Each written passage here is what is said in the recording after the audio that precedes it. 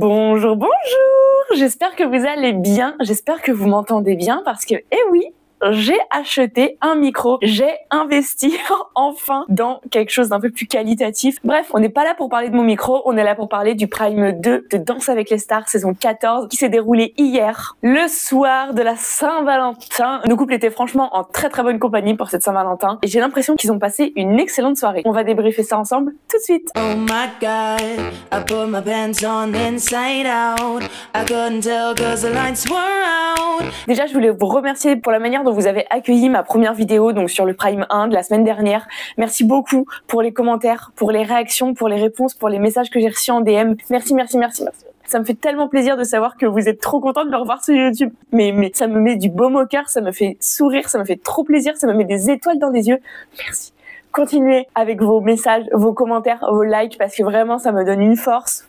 J'adore. Merci. Petit rappel, comme d'habitude, donc je suis là pour apporter mon expertise entre guillemets en tant que danseuse professionnelle de danse sportive sur les stars, sur les personnalités de Danse avec les stars. Je ne suis pas là pour les juger, pour les pointer du doigt, pour dire des choses mauvaises sur eux. Je suis là vraiment principalement pour qu'elles puissent s'améliorer, pour pouvoir leur donner des axes d'amélioration. Tout ce que je dis, c'est vraiment sorti de mon esprit, c'est mon interprétation, c'est comment je le vois avec mon expérience, etc. Donc à aucun moment je ne suis là pour juger ni les stars ni les pros. Encore moins les pros. Je suis d'ailleurs désolée, on m'en a reparlé cette semaine. J'aimerais énormément pouvoir vous mettre des images pour illustrer mes propos, mais malheureusement, si je fais ça, je suis strike par TF1, je suis shadowban sur YouTube, donc autant vous dire que à part les petites photos des couples que je vous mets, on va pas pouvoir aller plus loin que ça. Je suis vraiment désolée, je sais que ça serait beaucoup plus efficace pour que vous puissiez comprendre de quoi je parle. Maintenant que ce petit point-là est fait, on va pouvoir passer au Prime 2. Donc c'était les 6 dernières personnalités qui faisaient leur premier pas sur le parquet. J'étais trop contente d'en découvrir certaines. Et vu ce Prime, j'ai très hâte de voir la suite. C'est donc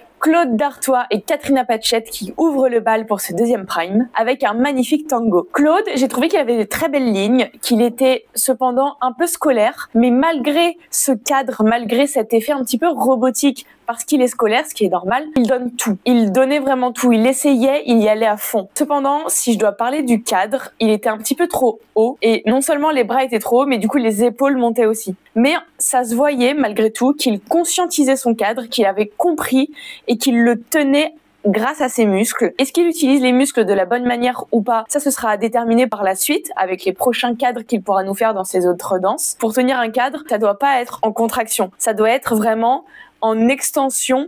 On donne à sa danseuse, donc c'est avec les dorsaux qui sont juste là. On va venir abaisser les épaules, ouvrir vers l'extérieur. Mais si on le conscientise en le crispant, très rapidement en fait ça va se voir parce qu'il va pas le tenir sur la longue. Dans son tango, et alors ça pour ceux qui ont suivi l'année dernière, vous allez comprendre ce que je vais dire. Il a essayé d'être staccato et mon Dieu merci, ce que ça fait du bien de voir du staccato en Prime 1, en tout cas en Prime 2 sur sa première danse. Merci.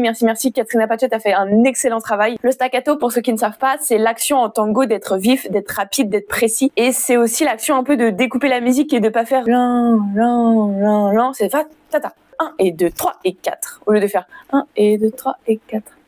Voilà. J'ai trouvé finalement que c'était un très beau tango, très dynamique, comme on aime en fait ce qu'on attend d'un tango. Alors en Prime 1, moi je m'attendais pas à autant, mais je vais pas me plaindre. Ça ne présage que du bon pour la suite. Surtout qu'en fait il a une très belle interprétation. Donc je pense que s'il travaille les petits points techniques, donc le cadre, le fait d'être un peu moins stressé, d'être relâché, etc. Je pense qu'il peut aller très loin. J'ai l'impression que je dis ça pour tout le monde. Je lui ai attribué la note de 7 et les juges ont trouvé que c'était un très beau tango, surtout avec une choré très difficile. Katrina Patchett a mis la barre très haut sur la choré. Le tango était dynamique, il y avait des ruptures, il y avait de la rapidité, tout ça était au rendez-vous et c'est vraiment ce qu'on attend d'un tango. Le cadre était maintenu, bien qu'un peu haut à mon goût, et la tête était en place. C'est vrai que la tête chez le danseur est légèrement orientée vers sa gauche et il ne doit jamais, au grand jamais, bouger sa tête et dépasser celle de sa danseuse. Donc si par exemple ma tête, moi, elle est vers ma gauche aussi, parce qu'on regarde tous les deux vers notre gauche, il ne doit jamais ramener sa tête à droite plus que moi. Mais ça, il l'a pas fait. Sa tête était en place, elle était staccato. Avec les notes des juges, ça lui fait un total de 30 et du coup, il finit premier. et dernier. Ensuite, c'est Mayan et Christophe Liquetta qui ont continué avec une magnifique valse. Mon Dieu, ce que j'étais émue de voir cette valse. Vraiment, j'ai eu les larmes qui me sont montées aux yeux au moins 2 ou 3 fois dans la chorégraphie. Et surtout quand les juges, après, ont repris la chorégraphie, qui a eu des images. Oh là là là. J'ai trouvé que au niveau des bras de Mayan, c'était très bien parce qu'en fait, globalement, dans les poses, dans les lignes, quand on lui a placé ses bras, ils sont placés et ils ne bougent pas. Ils sont tenus, ils sont tendus. C'est parfait. Mais dans tous les moments où on ne lui a pas placé, par exemple quand elle tourne, eh ben, j'ai l'impression qu'elle sait pas trop quoi faire de ses bras. Donc ça va être à caler. On n'a pas forcément besoin de faire quelque chose avec les bras, mais faut pas qu'il soit là à nous gêner, à être devant nous. Faut vraiment qu'il soit toujours un petit peu tonique. Pour son pas de valse, malheureusement, j'ai trouvé que ça sautait un petit peu. En fait, je pense que ça saute parce que elle a voulu peut-être essayer de faire une élévation. Si on ne les contrôle pas, si on ne les fait pas sur le 2 qui redescendent sur le 3,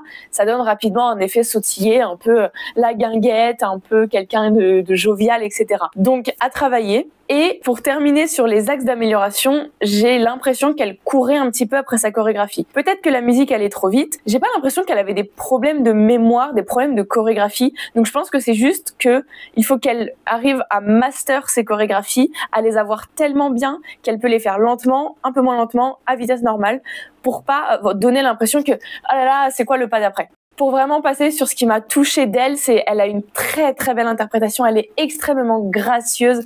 Dans son visage, ça se voit qu'elle kiffe ce qu'elle fait, elle se donne, elle y croit et du coup on y croit. J'ai très très hâte de voir la suite et je suis sûre que si elle travaille tous les petits points qui mine de rien, ça a l'air d'une montagne mais point par point c'est pas énorme. Elle peut très bien le faire. Si vraiment on devait mettre un terme global sur tout ce qu'elle a à travailler, c'est juste le fait d'être un peu plus naturelle, d'enchaîner les mouvements parce que de s'arrêter entre chaque mouvement, c'est pas ce qu'elle faisait tout le temps, mais des fois elle le faisait, bah ça casse le rythme, ça casse la danse et on perd le personnage et du coup on est un peu moins avec elle et après il faut se remettre dedans. Mais franchement à part ça, j'ai adoré, vraiment j'étais super émue. Et du coup je lui ai attribué la note de 7 également. Les juges l'ont trouvée élégante, gracieuse, elle avait de la douceur, de la sincérité. Il faut juste qu'elle pense à fermer les cuisses, donc c'est-à-dire rapprocher un peu les jambes quand elle marche ou quand elle fait un pas de base, pour pas qu'on ait l'impression qu'elle ait les 2 pieds comme ça en mode. Il faut vraiment qu'elle elle ramène ses pieds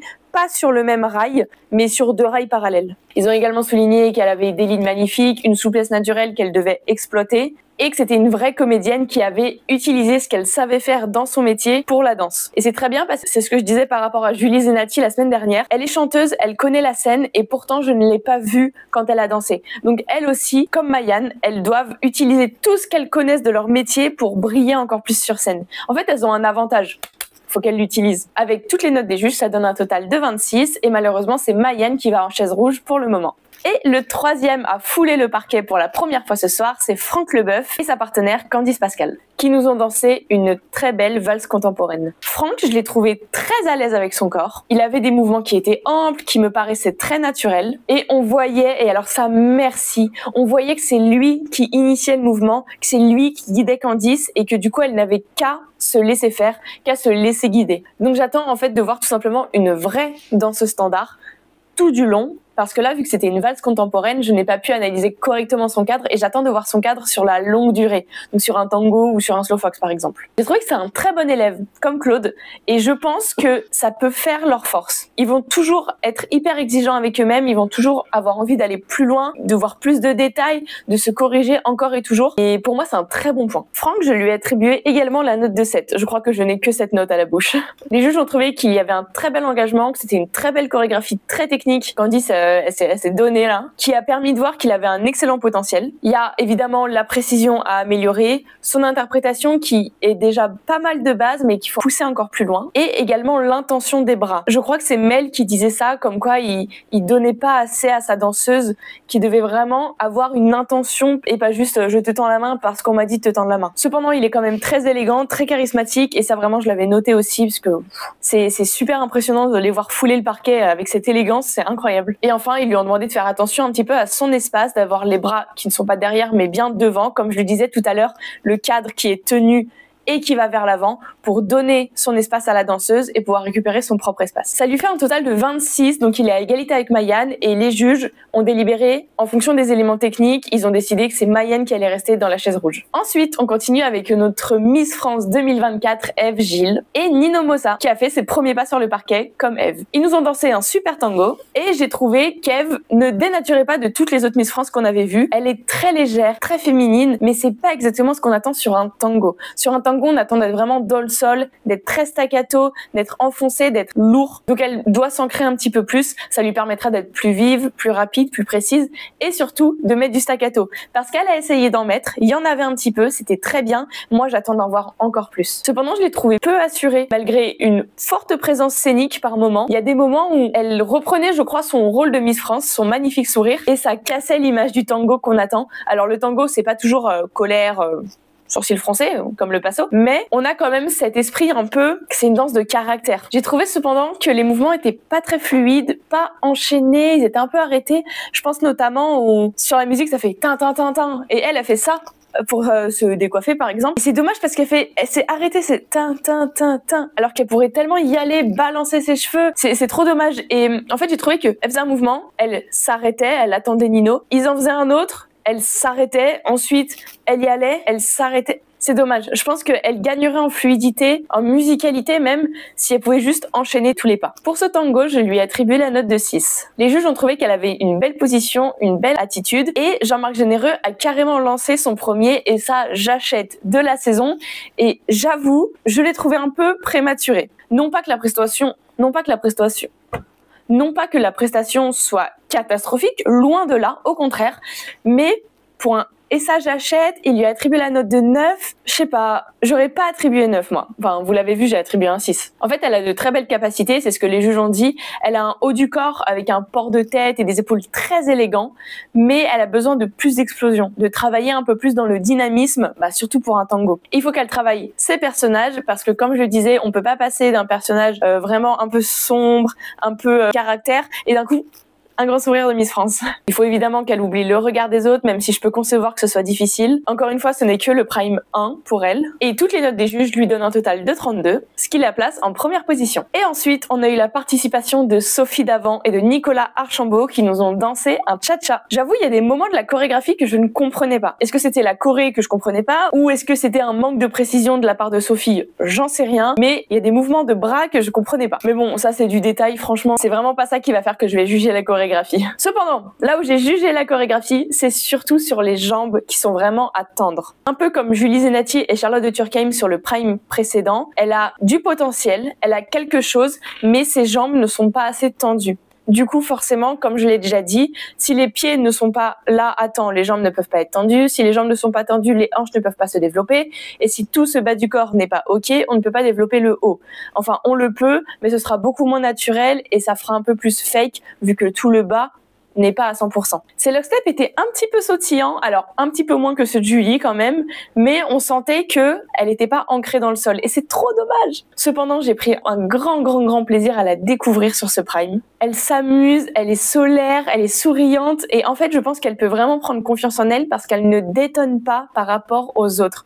Il faut absolument pas, comme Nelson par exemple, qu'elle pense qu'elle est nulle, qu'elle est la dernière, que de toute façon, je ne sais pas, les autres sont meilleurs. Non, c'est le prime 1, tout le monde est à peu près au même niveau, il y en a 2-3 qui sortent du lot, mais ça reste vraiment le haut du panier. Pour terminer, je trouve qu'elle doit juste travailler un petit peu son explosion, un peu comme Eve en tango, et ses hanches de cha-cha, enfin tout son bas du corps de cha-cha. Et je lui ai attribué la note de 6 également. Les juges ont trouvé qu'elle devait garder sa confiance. En fait, ils lui ont principalement fait des remarques par rapport à sa confiance. Parce que quand ça allait bien, tous ses pas fonctionnaient. Et dès qu'elle perdait un peu confiance, ça s'effondrait. Elle avait plus confiance. Elle baissait les yeux, elle baissait les épaules. Ses pas fonctionnaient plus. Elle y croyait plus. Et c'est trop dommage. Le sourire, les expressions, c'était bien. Mais elle a des capacités qu'elle n'exploite pas. Elle doit simplement s'investir un peu plus dans sa chorégraphie, créer un personnage, y croire, prendre confiance, garder la confiance surtout.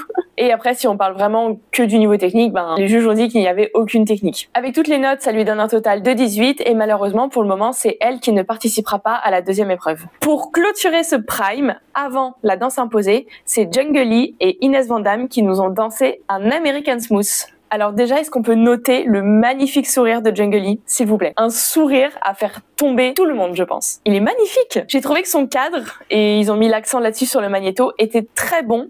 Mais comme l'ont souligné les juges, il baissait un petit peu sur la fin. Donc je pense que Junglee a compris comment tenir son cadre et c'est juste maintenant de l'endurance musculaire et du cardio, de la danse quoi. Et j'ai trouvé ses épaules un petit peu montées, un peu stressées. Donc je sais pas s'il était stressé. Ben oui, forcément il était stressé, c'est le premier prime, il découvre, en plus il a dit que la danse c'était pas son fort. Il va falloir qu'il relâche tout ça. Pour sa défense, il avait une veste avec des épaulettes. Souvent ça nous donne l'impression qu'on est là alors qu'en fait on est là. Mais c'est juste que les épaulettes, là j'ai mes épaules basses mais ça se voit pas quoi. Et j'ai trouvé qu'il avait une très belle interprétation. Je sais pas si c'est parce qu'il est chanteur ou parce qu'il est jeune, du coup il est super malléable, mais une interprétation.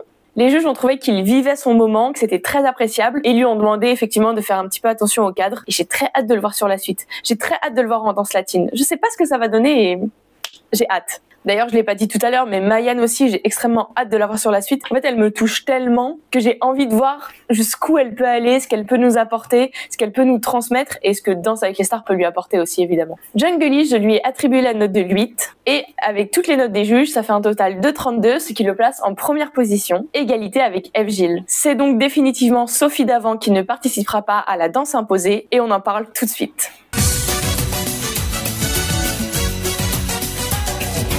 Déjà cette fois, alléluia, ils nous ont entendus. Je pense que les juges aussi ont galéré sur le Prime 1 parce que les stars sont passées une par une sur le parquet. C'est vrai qu'à 5, et nous avec les mouvements de caméra, je vous explique même pas comment c'était compliqué à analyser, mais alors les juges, je pense qu'ils ont galéré aussi. Ils sont passés un par un et c'est top, du coup j'ai pu les analyser. J'ai relevé un axe d'amélioration par couple. Mayan a été la première à passer et j'ai trouvé que énergie à contrôler. Ça lui apportera de la précision. Donc un peu moins lancer dans tous les sens, mais se servir de cette énergie très explosive qu'elle a pour justement faire des mouvements beaucoup plus nets, vifs et précis. Claude, j'ai trouvé comme tout à l'heure qu'il était un petit peu scolaire et qu'il manquait malheureusement de dérouler de pieds. Ses pieds, alors je ne sais pas quelle taille de chaussures il fait, mais j'avais l'impression qu'il faisait du 53. Et je pense que juste s'il travaille ses pieds, un peu de déroulé, un peu de souplesse, ça pourra apporter encore plus de souplesse dans ses jambes et du coup dans ses hanches, surtout pour de la salsa. Franck, je l'ai pas trouvé super à l'aise sur cette salsa. C'est trop bizarre parce que au début, il vibait un petit peu et puis après il s'est raidi. Je sais pas, en fait, j'avais l'impression qu'il marquait. Donc marquer en danse, c'est exécuter sa chorégraphie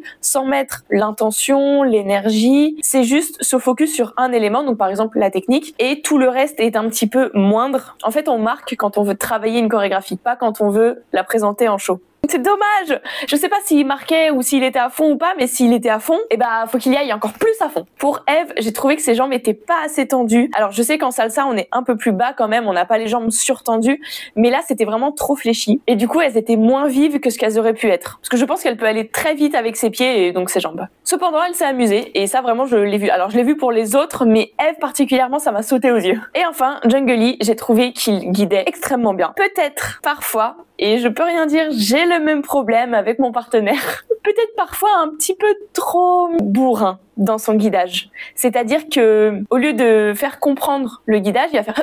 Alors vraiment, je ne peux rien dire parce que je suis comme ça également. Mon partenaire est moins maintenant parce que notre coach nous tanne à être un peu plus doux, un peu plus subtil, mais vraiment, je n'ai rien à dire là-dessus. Les juges ont décidé d'attribuer 3 points supplémentaires, donc la 3e place à Mayan. La 2e place va pour Eve, elle obtient donc 4 points, et Junglee obtient la 1re place avec 5 points supplémentaires. Et voici le classement final. Et voici le classement combiné avec tout le monde. Comment vous dire que j'ai trop hâte de voir le prochain Prime. Donc, pour le prochain Prime, je vais commencer à mettre des notes techniques et artistiques à votre demande sur Instagram parce que j'avais fait un petit sondage pour vous demander si vous souhaitiez que je mette 2 notes. Vous m'avez dit oui. Donc là, on arrive au 3e Prime. Je vais pouvoir commencer à juger un tout petit peu plus l'artistique, même si on reste au début, donc je vais quand même être très clémente. Il y a un beau petit top qui se dessine. Dites-moi dans les commentaires si vous voyez vous aussi ce top ou si au contraire vous voyez des outsiders qui pourraient très bien remonter. Moi, franchement, je ne pense pas que ce classement reste comme ça. Je pense qu'il y en a qui vont grimper. La semaine prochaine, vous allez choisir 3 personnes que je vais analyser et j'en choisirai 3 autres pour en analyser... Oula, c'est dur. Pour en analyser 6 au total. Donc n'hésitez pas à me suivre sur Instagram pour pouvoir évidemment répondre au sondage et me proposer 3 noms que je vais analyser. D'ailleurs, dernière précision, la semaine prochaine, je pars au ski. Donc peut-être que la vidéo ne sortira pas juste après le Prime comme aujourd'hui. Peut-être qu'elle sortira juste après l'autre Prime. Donc peut-être que je sortirai les Prime 3 et 4 en même temps, je sais pas. Je suis désolée, mais voilà. Je m'excuse de partir au ski. Non, je m'excuse de ne pas faire mon contenu sur YouTube.